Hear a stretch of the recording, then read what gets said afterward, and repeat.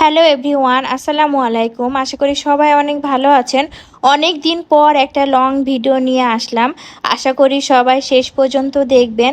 তো আমি কিভাবে বাড়িতে নিজের হাতে ঘি বানিয়েছিলাম, তো সেটাই আপনাদের সাথে আজকে শেয়ার করব।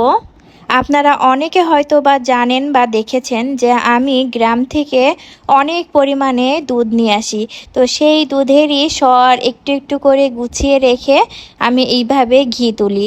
আর এই সরগুলা জমিয়ে রাখতে আমার তো প্রায় 3-4 মাস তো সময় লেগেছে।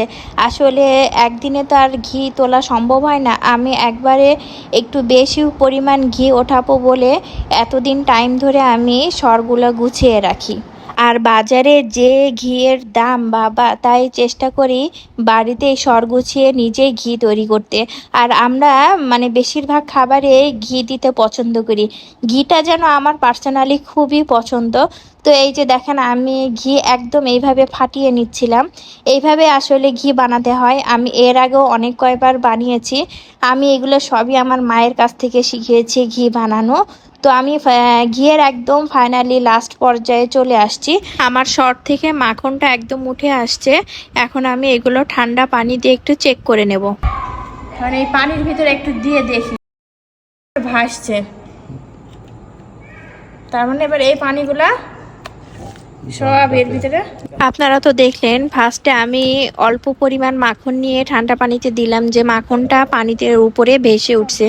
তো তার মানে বুঝতে হবে পুরোপুরি মাখনটা তৈরি হয়ে গেছে। এখন আমি পুরো পানিটাই পুরো মাখনের মধ্যে দিয়ে একটু নেড়ে চেড়ে নিচ্ছি, যাতে নিচের দিকের যে পানিটা, ঘোলা পানিটা যেন পুরোপুরি হয়। এই যে আপনারা দেখতে পাচ্ছেন মাখনটা কত সুন্দরভাবে উঠে আসছে। তো এবার আমি কড়াইতে তুলে নিব মাখনটা একদম জাল দেওয়ার জন্য। আর ঘিয়ের পানি দিয়ে কিন্তু অনেক সুন্দর কিন্তু ঘোল হয়। আপনারা অনেকে হয়তো বা জানেন, আগে তো অনেক পরিমাণে ঘোল বিক্রি হতো। আর এই ঘোল কিন্তু এই ঘিয়ের পানি দিয়েই হয়। আর এই যে আমি চুলাতে দিয়ে দিলাম ঘিটা।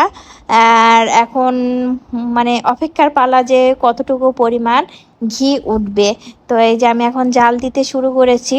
আর ঘি জাল দেওয়ার সময় অবশ্যই কিন্তু লেবুর পাতা দিতে হবে। এটাও আমি আমার মায়ের কাছ থেকে শুনেছি।